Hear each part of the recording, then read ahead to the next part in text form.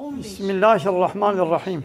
İstanbul'da Beli, eyvane gon pey kanuni beşeri ketine kanuni layık ve demokrat, komünist ve sosyalist ya. O İstanbul Sözleşme. evet, O çuva kanuni kafire anine. O kanuni Allah Teala Kur'an'a piroz ve abet yapışın kova ve abet yapıştı kova.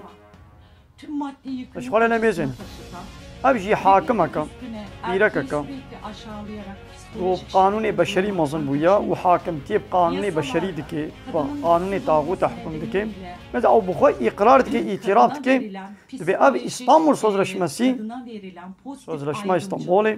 erkek üzerinde Behter, psikolojik şiddet olarak Zulmel pirakat ki. kullanmaktan Pirak bey kaçınmayan mağdur dibin. kadın profilleriyle de maalesef Ulve dere tanıştık. malbat ejab helveşeni. Ve bu durumda erkeklerin Avane me kurde meji olarak go piş giriya bey İstanbul Sözleşmesi yasalar ve itkirin. adli merciler Ya önünde çi hükmeta. ikinci sınıf vatandaş Partiya me kurda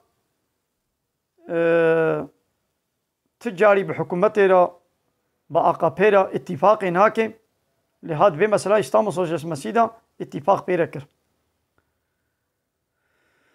Ve İstanbul Sözleşmesi yaşatır. Yani habuna İstanbul Sözleşmesi beter hakkı jiyane mafi jiyane dede jinike kuştine xilast ki mukabın nevliya. Çıqa kanunek hatiye çekirin boy parastına hakkı jine insan hakları o her idavi abi İstanbul Sözleşmesi behter zulm pirekatiye kirin behter pirekatına kuştun.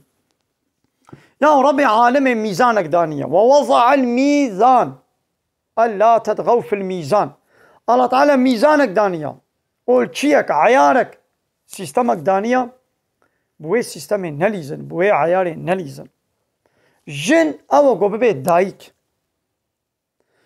dve sistemi de jin bu hammutişt lene bu daik biteni ve jin ji ve vaka zlam vekir قالك تشتانا هواي دونيت بنزين الظلم بيرك تكرن وقن جي بيرك نكر وانا حقي نكر